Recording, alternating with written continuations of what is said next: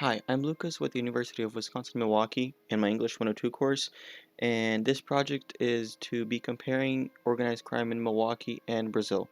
So I'll be trying to teach you guys how organized crime in Milwaukee came to be and as well in Brazil.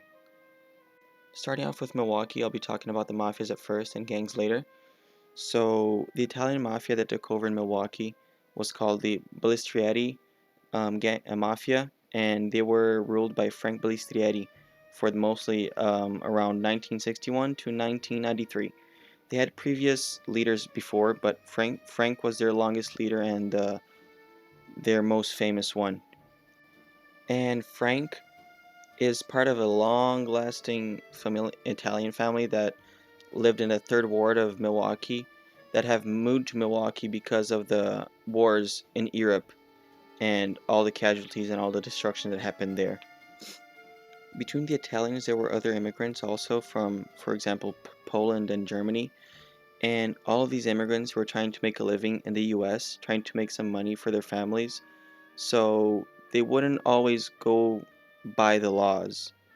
And the mafia was exactly that, trying to live a life, making money no matter how and no matter what you did to make money and a living for your family. So that's how the mafia started in Milwaukee. And with that, the Balistrieri mafia was really specific with who could join their mafia. They had to be Italian or Sicilians, and they had to be male in specific. Um, they would later on accept other people because if you can have more people working for your business, you're gonna make more money. So why wouldn't you accept them?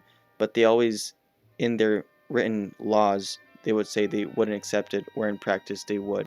The Balistrieri Mafia was very well structured and they had a really nice hierarchy that worked with their business. So they first had the boss, the big guy, which gave all the rules, but he never gave them directly so he wouldn't get caught and imprisoned. So he gave his orders to the underboss, and this guy would be the main connector between him, the lieutenants and soldiers.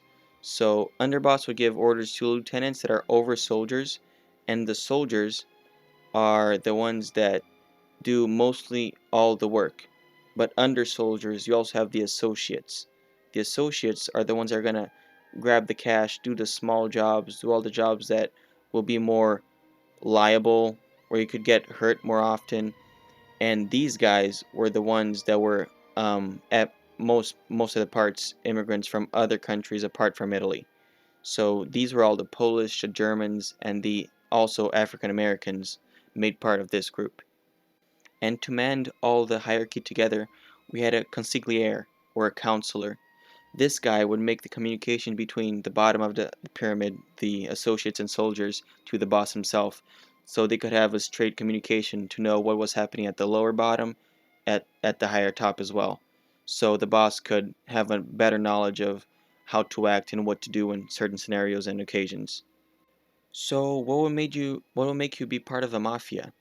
For you to be part of a mafia, you had to be in the ceremony. But for you to be in the ceremony and be considered to be in the mafia, you have to have one kill in the job. And you also need to have helped the mafia in some sort of way with that kill. You can have killed a random person and just told the mafia you killed someone to join the mafia. It has to be someone that the mafia needs killed. In respect to economics, the Balistreri Mafia made money mostly out of counterfeiting, bootlegging, prostitution, gambling, and skimming. They didn't make part of drugs because Balistreri wasn't in favor of selling drugs, and he didn't want that in his business.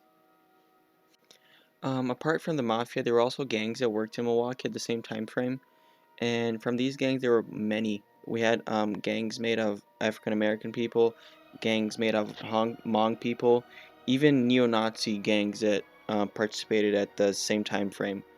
I'm gonna mention two of them. One of them was a neo-Nazi and the other one was a Hmong gang. One with the menace of destruction, and they were created to bring safety for the Hmong people because when they moved to Milwaukee, they suffered a lot of harassment from the other gangs, the Latinos and the African Americans. so they had to make their own so they could protect their own people from harm's way. And for the Aryan Nation Sadistic Souls Motorcycle Club, that's the neo-Nazi group, and they were a bike club slash gang that used to make part of Milwaukee at the same time frame of the era. And now we're going to talk about organized crime in Brazil. So I'm only going to mention one of the gangs in Brazil because this gang is huge, and I'm not joking. It's actually involved in the whole country of Brazil. You have people of this gang located in more than 90% of prisons in the country. And the gang I'm going to be talking about is the PCC gang. It stands for Primeiro Comando da Capital, or the First Command of the Capital. This is the biggest gang in Brazil. It has more than 30,000 members in it, and this gang will act in its majority in the state of São Paulo, Brazil, which is one of the biggest states of the country. The economy of the gang ran mostly around trafficking drugs, stealing cargoes from trucks, and also stealing banks to get more cash. Um, the money they make in a year is around 400 million reais, the Brazilian currency, to 800 million, and that translates to $77 million to around $154 million. This gang is leadered by Marcos Williams Herbas Camacho, more known as Marcola. This guy took over in 2002 after the other two were kicked out for being too violent and radical, and he's still in command, but he's incarcerated in Brazil. And this gang wouldn't damage a lot of people in the city of São Paulo because they didn't have a lot of enemies to deal with. The only enemies they had was the Comando Vermelho, or the Red Command, in Rieu, which was around a 5-hour drive to there. But in 2016, that all flipped over when in some of the prisons there were people from the Red Command that killed a bunch of PCC people, and that generated a huge rivalry between them for the next years. And with the entrance of our hard right new president in 2018, Jair Bolsonaro, he instituted a lot of incentives for the police to go to the mountains and the hills where the PCC used to command, to bring them down and start the war against the gangs. And that generated a lot of violence in the favelas where all the gangs were situated and used to live at. The problem is, the favelas is where mostly of the poor people live as well. So, added to casualties in both sides, the police and the gangs, there was citizens that were being killed in the middle of that war. But after COVID, it seems like everything got peaceful again so far, because this year we had another election and a left president was elected, and all the gangs were in favor of him. So we're hoping for a more peaceful year in 2023 in relation to gangs. And for all the members of the group, they would have to pay a fee to be part of the group monthly. And if you're in prison, incarcerated, you would have to pay $9 a month. And if you're out of prison in liberty, making work for them, jobs for them, you'd have to be paying $192 a month. And for my conclusion, in comparing both of these, I would say organized crime is mostly built out of badly structured cities and politics, because you see that in both cases, the poor people are trying to make a living for themselves. And you notice that in both cases, the city doesn't offer them enough options so they can make a living legally. So they try to make it illegally, selling drugs, bootlegging stuff, stealing stuff from others. And that for most of the city would not be good for especially companies that try to come to the city to sell their stuff and grow. But in Brazil, an interesting case happens where if you're a citizen of the favelas, the poor part of the city, the gangs would actually help you. So if you're in need of some medicine that the city doesn't provide you because the healthcare is not as good, you can go to the gang members or the leaders and talk to them, and they will provide it to you for a price, of course, but a way cheaper price and more affordable for the poor people, um, instead of the city.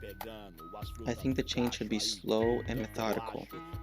Investing in schools and education for the poor and giving them more job opportunities would be the best way to making these mafias and gangs evaporate with time.